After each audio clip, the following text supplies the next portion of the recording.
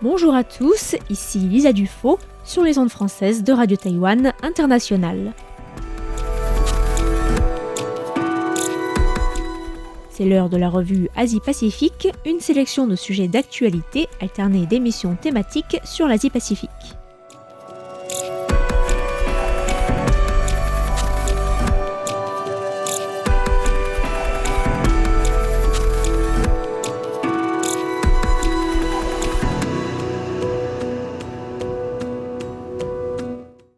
Bonjour à tous et bienvenue dans la revue Asie-Pacifique de cette semaine. Dans la revue de presse de ce mardi 18 août, je vous propose de nous rendre tout d'abord au Myanmar pour évoquer un récent rapport de l'ONU sur les crimes de guerre commis par l'armée birmane contre les populations civiles et l'appel renouvelé de l'ASEAN en faveur du dialogue. Nous évoquerons ensuite le vote prochain sur l'indépendance de Bougainville qui a été fixé à l'agenda du Parlement central de Papouasie-Nouvelle-Guinée et qui continue de générer de fortes tensions politiques entre le gouvernement central et celui de Bougainville. Sri Lanka ensuite, puisqu'on reviendra sur un crime de guerre survenu il y a 20 ans de cela, l'ONG Amnesty International appelant à une nouvelle enquête pour faire la lumière sur le meurtre de 17 employés du secteur humanitaire. Et enfin, nous finirons ce petit tour de l'Asie-Pacifique en Australie, où l'État de Victoria a annoncé ce qui devrait constituer la plus grande campagne de vaccination d'oiseaux sauvages au monde. Une enquête de l'ONU publiée mardi dernier indique que l'armée birmane a intensifié son utilisation d'engins volants low-cost pour mener des attaques aériennes de faible altitude contre des groupes armés, tuant des dizaines de civils.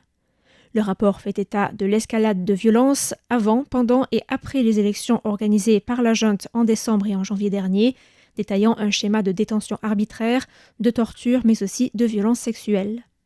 Le document mentionne l'utilisation croissante de gyrocoptères, des aéronefs à voilure tournante, de parapentes motorisés et de drones, et une stratégie délibérée de doubles attaques, où les premières frappes sont suivies de secondes visant les personnes tentant de fuir et celles portant secours aux personnes blessées.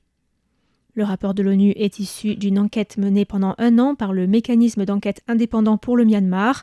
établi par l'ONU pour enquêter sur les crimes de guerre et sur les crimes contre l'humanité commis par l'armée birmane, les milices affiliées à l'armée ainsi que les groupes armés rebelles. L'armée d'Arakan, un groupe rebelle qui combat les forces du gouvernement dans l'état de Rakhine, a affirmé que 20 civils avaient été tués dans des frappes aériennes de l'armée birmane au mois d'août.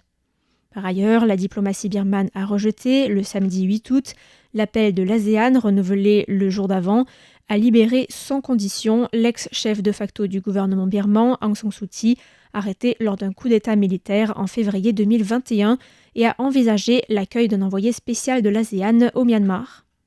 Aung San Suu Kyi a rencontré le 3 août le chef de la délégation du Comité international de la Croix-Rouge au Myanmar, Arnaud Debec, une rencontre qui a eu lieu à Naypyidaw et qui a été médiatisée avec la diffusion de photos officielles et notamment du gâteau d'anniversaire de Aung San Suu Kyi qui vient d'avoir 81 ans. L'ASEAN avait proposé, suite au coup d'État au Myanmar en avril 2021, un plan de paix visant à cesser les combats et à initier un dialogue entre les parties prenantes à la guerre civile.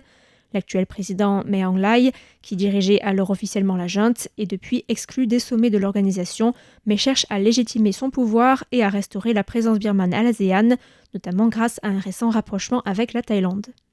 Mais le communiqué de la diplomatie birmane affirme que le gouvernement a déjà commué la peine d'Aung San Suu Kyi suite à des considérations humanitaires et que, je cite, « la question de sa libération pleine et inconditionnelle ne sera traitée qu'en accord avec la loi ». En Papouasie-Nouvelle-Guinée, le gouvernement central de Port Moresby et le gouvernement de l'île autonome de Bougainville se sont mis d'accord pour mettre à l'ordre du jour du Parlement central le vote sur le référendum d'indépendance de Bougainville. Les habitants de Bougainville ont voté en 2019 à 97,7% en faveur de l'indépendance de leur île, un référendum organisé dans le cadre de l'accord de paix de Bougainville signé en 2001 pour mettre fin à la guerre civile qui avait secoué la région dans les années 90. Les députés de Papouasie-Nouvelle-Guinée seront donc invités à se prononcer pour reconnaître le 27 août prochain les résultats de ce référendum. Mais de fortes tensions persistent sur ce qui se passerait si le Parlement national venait à ne pas reconnaître le résultat du référendum. Le président de Bougainville, Ismaël Toroama, qui s'est exprimé lors de la réunion à Port Moresby du comité conjoint coprésidé par le Premier ministre de Papouasie-Nouvelle-Guinée, James Marape, a lancé un avertissement au Parlement central, affirmant qu'un éventuel refus mettrait en péril le processus de paix. Ismaël Toroama accuse le gouvernement central d'ambiguïté, de révisionnisme historique et de chercher à éviter la question de l'indépendance en jouant avec les lourdeurs administratives. Le président de Bougainville reproche au gouvernement central sa position selon laquelle un refus du Parlement de reconnaître les résultats du référendum signifierait que Bougainville doive rester autonome selon le cadre juridique actuel. Une position que Toroama qualifie, je cite, de fiction juridique dangereuse. C'est donc avec fébrilité que les autorités centrales et la région autonome de Bougainville attendent l'issue du vote au Parlement prévu le 27 août prochain. Notons que Ismaël Toroama est l'ancien commandant de l'armée révolutionnaire de Bougainville et fait partie des figures politiques bougainvilliennes favorables à une transition relativement rapide face à un gouvernement central basé à Port Moresby qui freine le processus depuis plusieurs années. Notons que le président de Bougainville avait même déclaré en avril 2025, pour faire pression sur le gouvernement et le Parlement, que la population de Bougainville n'accepterait pas de veto de la part du Parlement national concernant leur choix d'autodétermination et que Bougainville déclarerait son indépendance quoi qu'il arrive d'ici le 1er septembre 2027. L'ONG Amnesty International a publié le 4 août dernier un communiqué marquant les 20 ans de l'assassinat de 17 travailleurs humanitaires de l'ONG française Action contre la faim, tués le 4 août 2006 à Muttur, dans l'est du Sri Lanka. Amnesty International a appelé les autorités sri-lankaises à rétablir la vérité et la justice pour les familles des victimes et dénonce l'impunité dont ont bénéficié jusqu'ici les auteurs du crime, malgré des enquêtes et des promesses faites par les gouvernements successifs. Aucun procès n'a eu lieu et aucun suspect n'a en effet été inquiété pour le meurtre de ces 17 employés d'Action contre la faim, 16 Tamouls et un musulman, tués par balle au bureau de l'organisation.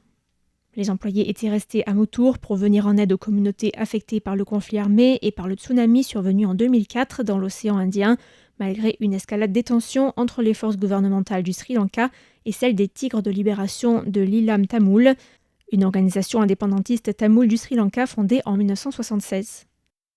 L'ONG appelle le gouvernement à assurer l'organisation d'une nouvelle enquête indépendante et impartiale sur ces meurtres, ajoutant que toute nouvelle enquête devrait se faire devant un tribunal civil, tout en laissant la possibilité aux familles des victimes et aux témoins de participer de manière significative et en assurant leur entière protection. Le communiqué exhorte aussi les autorités sri-lankaises à expliquer publiquement les mesures qui ont été prises jusqu'à ce jour.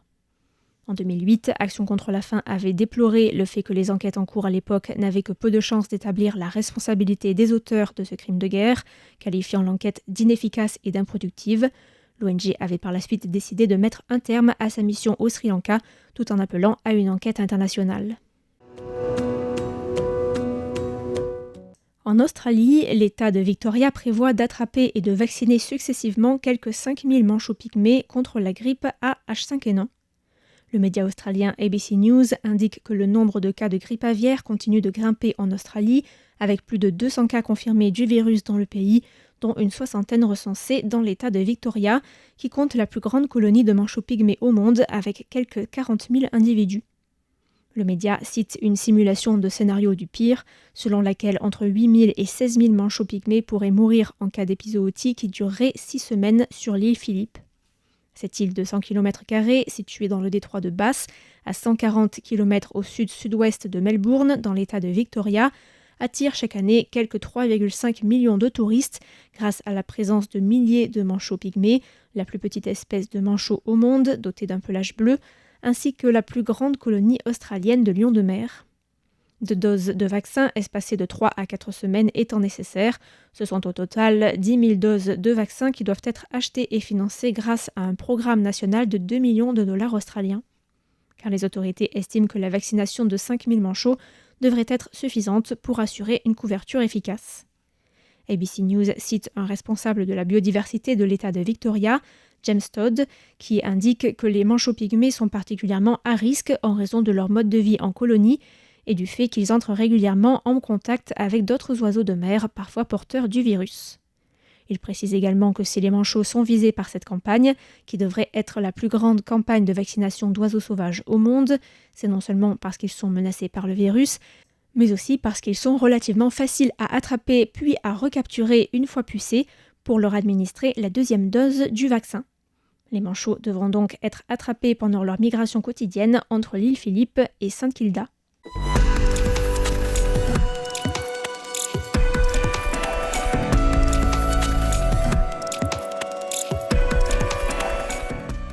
C'était la revue Asie-Pacifique de cette semaine, présentée par Lisa Dufaux pour Radio Taïwan International. Merci pour votre écoute et à la semaine prochaine.